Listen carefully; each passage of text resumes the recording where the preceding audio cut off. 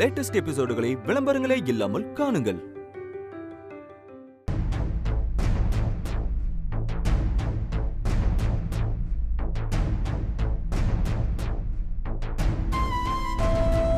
நான் நம்பின மாதிரி என்னோட ஹையர் ஸ்டடீஸ், என்னோட கரியர்னு என் லைஃப்ல நீங்க முடிவு பண்ண எல்லா விஷயமும் சரியாதாமா இருந்துச்சு. ஆனா கல்யாணம்னு வரும்போது மொத்தமா தப்பாயிடுச்சு. உங்களை நம்பி என் லைஃப் நான் ஒப்படைச்சதுக்கு நீங்க எனக்கு ஜஸ்டிஸே பண்ணலமா. என்னோட கல்யாண விஷயத்துல நீங்க நினைச்ச மாதிரி ஒரு பொண்ணு கிடைச்சிட்டாலே நீங்க யோசிச்சீங்களே தவிர எனக்கு பிடிச்சிருக்கான்னு ஒரே ஒரு தடவை கூட கேட்கலையேம்மா.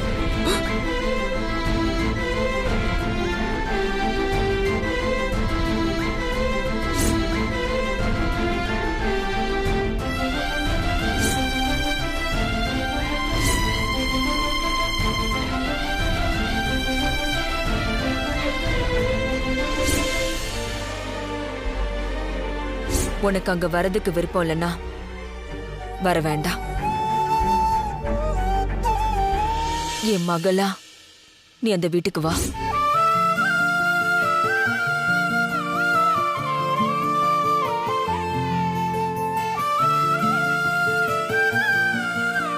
அம்மா பார்க்கணுமா? பார்க்கணும் தான். ஆனா எப்படி பார்க்க முடியும்?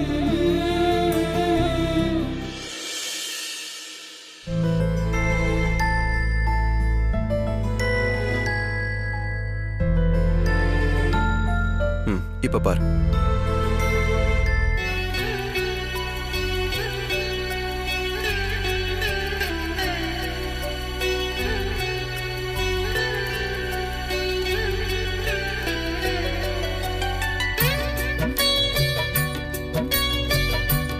அம்மா பாவம் இல்லைங்க.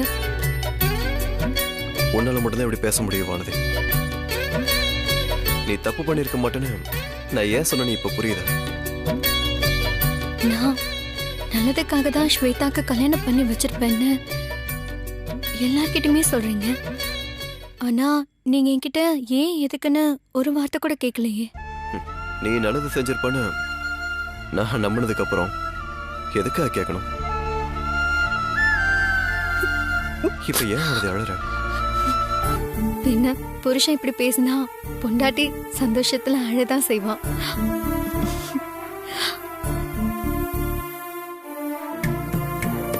இப்படி பார்த்துட்டே இருக்காம என்ன? ஒண்ணும் இல்ல.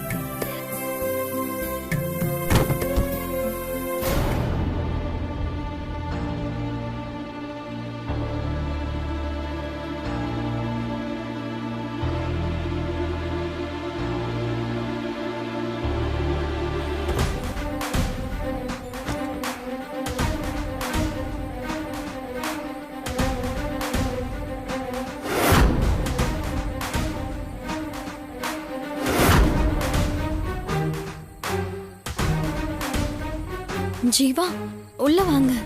நான் ஒன்னும் இங்க விருந்து சாப்பிட வரல. அம்மா அதெல்லாம் இருக்க வேண்டாம், கொண்டு போய் கொடுத்துருன்னு சொன்னாங்க.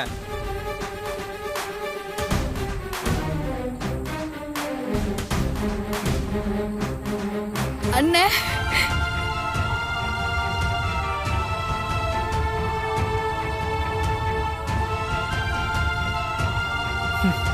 அண்ணே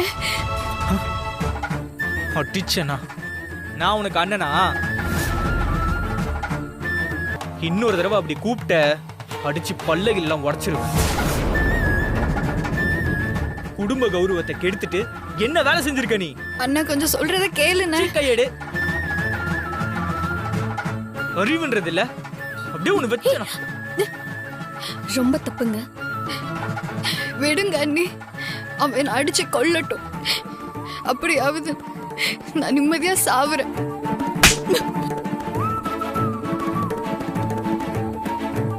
என்ன பேச்சு பேசிட்டு இருக்க நீ? அறிவு இருக்கா கொஞ்சமாவது? இங்க வாழ்க்கைய தொலைச்சிட்டு அம்மா கிட்ட அவ்வளவு திட்டு வாங்கி கெட்ட பேர் வாங்கி இந்த பாரு உங்க அண்ணன் இங்க வந்து உட்கார்ந்துட்டு இருக்காரு. எதுக்கு? எல்லாம் நீ சந்தோஷமா இருக்கணும் தானே? இவ வாழ்க்கையில சந்தோஷமாலாம் இருக்க மாட்டா. ஜீவா, மத்தவங்க நல்லா இருக்க மாட்டாங்கன்னு நம்ம நினைச்சோன்னு வச்சுக்கோ. நாம தான் சரியில்லாம போவோம் ஜீவா. ஸ்வேதா நம்ம தங்கச்சி, பேசும்போது பார்த்து பேசு. இவ எனக்கு தங்கச்சியும் இல்ல, நீ எனக்கு அண்ணனும் இல்ல. எல்லாம் முடிஞ்சு போச்சு. Chapter close. ஜீவா,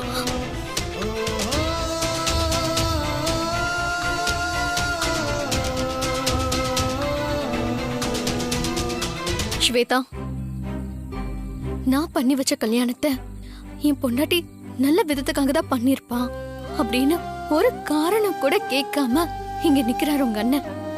ஆனா நீ என்னடானா சித்திரவன்னு சொல்லிட்டே இருக்க. இங்க பாரு ஸ்வேதா, இனிமே உன் வாயில இருந்து இப்படி ஒரு வார்த்தை வரவே கூடாது.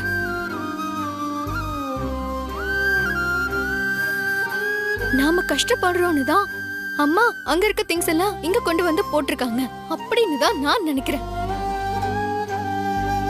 அதெல்லாம் இல்ல. அம்மா இந்த திங்ஸ் எல்லாம் அங்க இருக்க கூடாதுன்னு சொல்லிதான் இங்க கொண்டு வந்து தூக்கி போட சொல்லிருக்காங்க. ஆனா அத கூட நம்ம ட்ரெஸ் இல்லாம கஷ்டப்படுவோம், அதனால கொண்டு வந்து போட சொல்லிருப்பாங்கன்னு நீ நினைக்கிற பாத்தியா? இப்பதான் புரியுது அம்மா ஏன் இந்த வீட்டுக்கு உன்னை மருமகளா கொண்டு வர ஆசைப்பட்டாங்கன்னு. அண்ணி, இனிமே பார்த்து நடந்துக்கிறேன் அண்ணி. சரி, வா உள்ள போலாம்.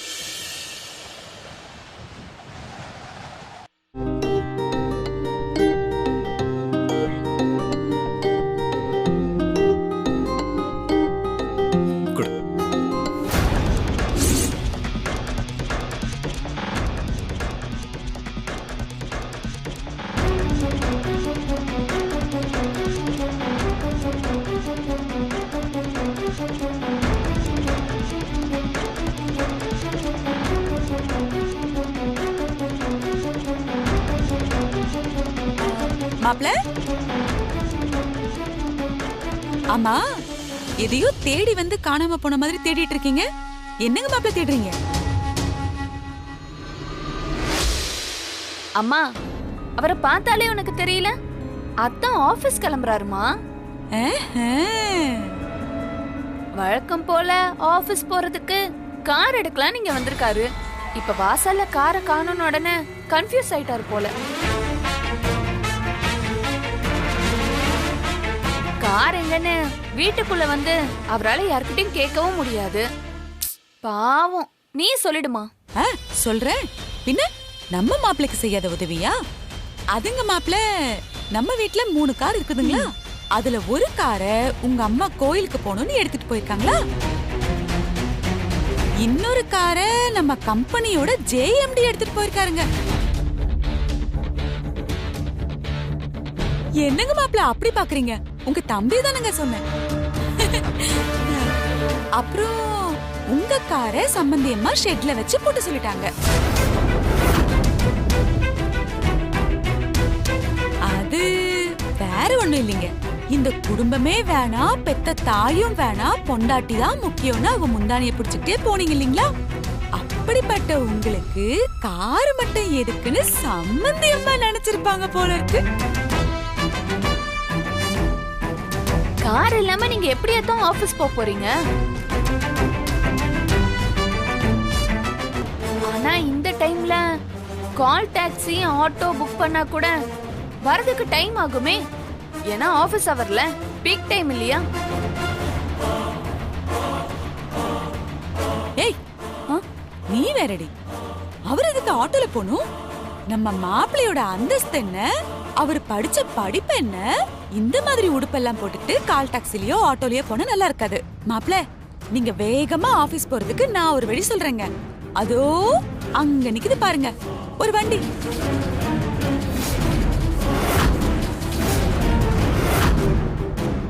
அதை எடுத்துட்டு நீங்க ஆபீஸ் போங்க. சீக்கிரமா போலாங்க. என்னங்க மாப்பிள்ள இப்படி யோசிக்கிறீங்க? நீங்க போட்டு இருக்கிற உடுப்புக்கு அந்த சைக்கிள்ல போய் இறங்குனீங்கன்னா பாக்குறவங்க எல்லாம் அப்படியே கண்ணை இப்படி திறந்து பாப்பாங்க. ஒரு தடவை போய் தான் பாருங்களேன். அது என்னமோ இவங்க எல்லாம் சொல்லுவாங்களே வேற லெவல்ல இருக்கோங்க. மாப்ள, நீங்க எவ்வளவு நேரம் யோசிச்சுட்டே நின்னாலும் உங்களுக்கு வேற வழி இல்லைங்க. அந்த சைக்கிள தாங்க போயாகணும். கிளம்புங்க.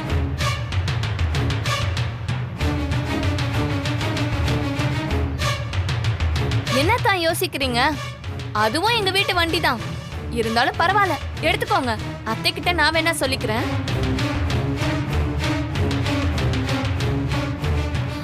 ஏங்க, நீங்க ஒரு 5 நிமிஷம் போறீங்க.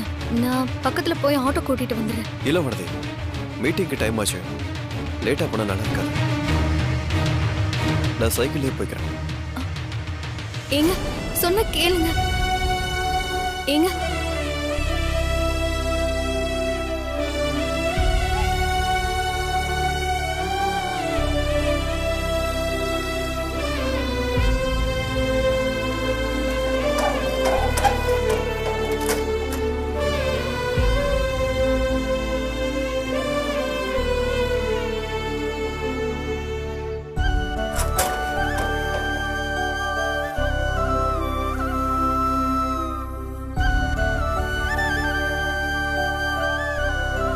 வர Vanathi.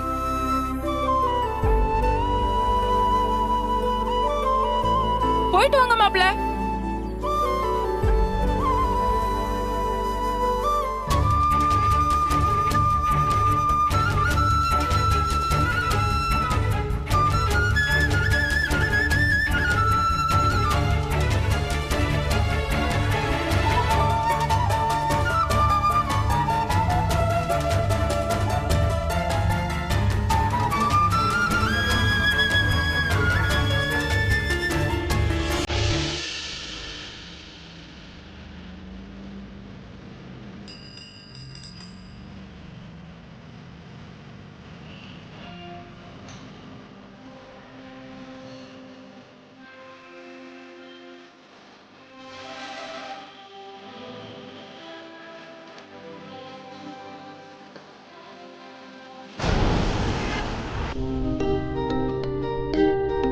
Good morning sir. Good morning sir.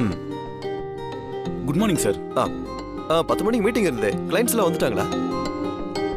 PPT presentation பண்ண சொன்னேன். என்னாச்சு? இஃப் பாசிபிள் நம்ம பாம்பே கிளைண்ட்ஸ் கூட இன்னைக்கு வீடியோ கான்ஃபரன்ஸ்ல கனெக்ட் ஆக சான்சஸ் இருக்கு. அவங்க மீட்டப்க்கு லிங்க் கிரியேட் பண்ணிடுங்க. சரியா? என்ன வருண், நான் பாட்டுக்கு ஒண்ணு கேட்டே வரேன், நீங்க பதிலே சொல்லாம வரீங்க. மீட்டிங் அரேஞ்ச்மெண்ட்ஸ் ரெடியா இல்லையா? என்ன வருண், அமைதியா இருக்கீங்க? அது ரெடி தான் சார். ஆனா நீங்க இன்னைக்கு மீட்டிங் அட்டெண்ட் பண்ண போறது இல்ல. மீட்டிங் அட்டெண்ட் பண்ண போறது இல்லையா? ஏன் சொல்லுங்க வருண், நான் ஏன் மீட்டிங் அட்டெண்ட் பண்ண முடியாது? உங்களை இந்த ஆபீஸ்ல இருந்து வேலையை விட்டு தூக்கிட்டாங்க சார்.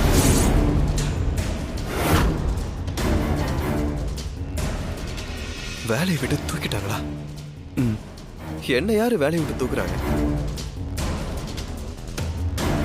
சொல்லுங்க வருண், என்ன யாரு வேலையை விட்டு தூக்குனது? நான் தான்.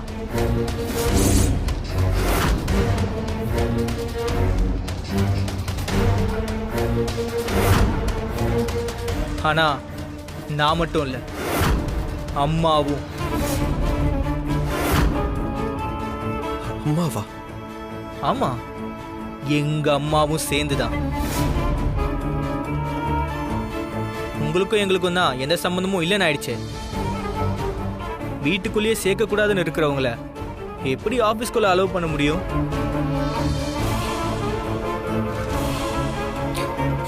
சிவா, இது நம்ம கம்பெனிடா. என்ன எப்படி வரக்கூடாதுன்னு சொல்ல முடியும்? சொன்னது நான் கிடையாது, அம்மா. என்னைக்கு இந்த கம்பெனியோட எம்டியா நான் ஜாயின் பண்ணணும், அன்னில இருந்து நீங்க இந்த கம்பெனியில ஜஸ்ட் ஒரு எம்ப்ளாயி தான். அதனாலதான் உங்களை வேலையை விட்டு தூக்குறதுக்கான எல்லா ரைட்ஸும் எங்களுக்கு இருக்கு. நம்ம கம்பெனின்னு யோசிச்ச ஆளு நம்ம குடும்பம்னு யோசிச்சிருந்தா இவ்வளவு பிரச்சனையே வந்திருக்காது. சரி ஜீவா, நான் ஒரு எம்ப்ளாயே இருந்துட்டு போறேன். ஆனா ஒரு எம்ப்ளாய வேலையை விட்டு தூக்குறதா இருந்தா அதுக்குன்னு சில ரூல்ஸ்லாம் இருக்குல்ல.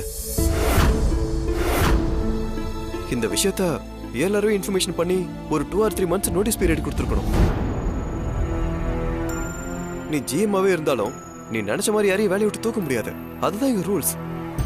அம்மா சொல்றாங்கன்னு சொல்றேன், அது கூட கேட்க மாட்டீங்கல்ல? அது சரி, நீங்க ஏன் அம்மா பேச்செல்லாம் கேட்க போறீங்க? உங்களுக்கு அவங்கள விட மத்தவங்க தானே முக்கியமா போயிட்டாங்க. ஜீவா, நான் முதல்ல என்ன சொல்ல வரேன்னு புரிஞ்சுக்கோ. இப்ப நீங்க இங்க இருந்து கிளம்புறீங்களா இல்லையா?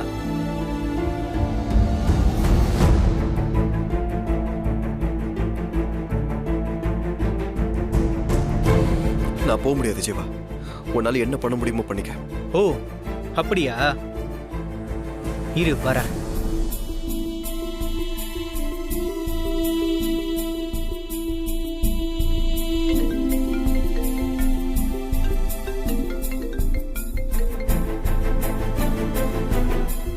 சொல்லு ஜீவா. அம்மா, நம்ம கார்த்திக் இனிமே ஆபீஸ் வரக்கூடாதுன்னு டிசைட் பண்ணிருந்தோம்ல. என்ன சொல்றான்? அதுக்கு அவர் என்ன சொல்றாரு? இங்க இருந்து போக மாட்டேன்னு தேவையில்லாம ரூல்ஸ் பேசிட்டு இருக்காரு. நம்ம ஒரு எம்ப்ளாயிய வேலை விட்டு தூக்குறதா இருந்தா 1 மாசம் நோட்டீஸ் பீரியட் கொடுக்கணும்ல. அந்த மாதிரி இவருக்கும் டைம் வேணுமா? உடனே எல்லாம் இங்க இருந்து போக முடியாதுன்னு பிரச்சனை பண்ணிட்டு இருக்காருமா. ஜீவா, போன ஸ்பீக்கர்ல போடு.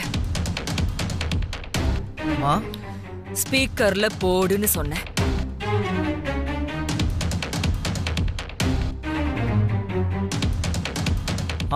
சொல்லுங்கம்மா. அவன் சொல்றதும் சரிதான். யாரா இருந்தாலும் சரியான காரணம் சொல்லாம அவங்கள திடீர்னு வேலையை விட்டு தூக்கிட முடியாது இல்லையா? அதனால அவன் அங்கேயே இருக்கட்டும். அம்மா, என்ன சொல்றீங்க?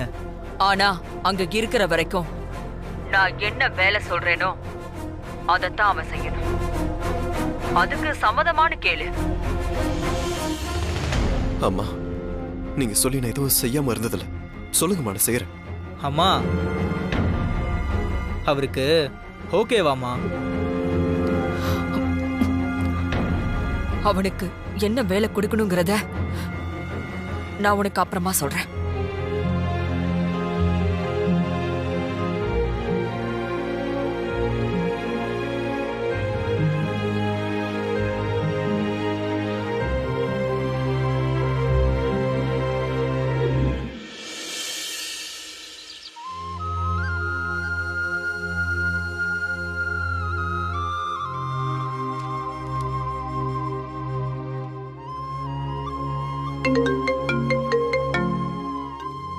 வானதி, அந்த போன் எடுமா.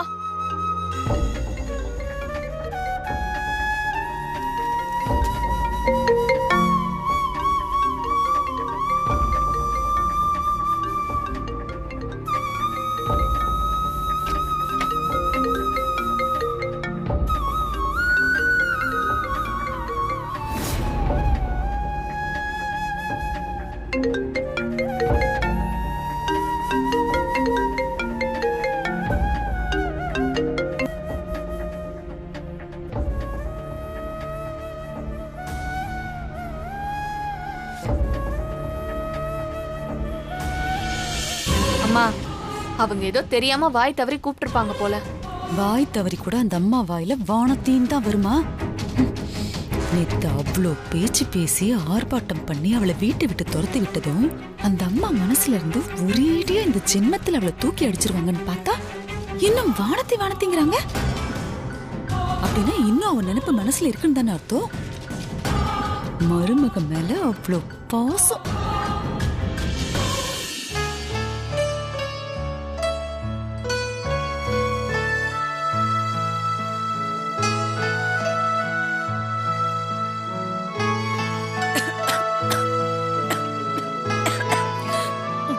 வானதி,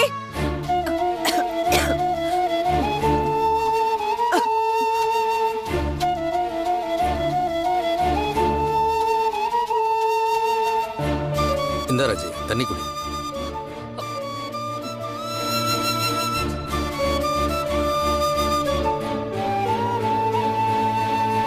அஜி என்னம்மா சாப்பிடாம இப்படி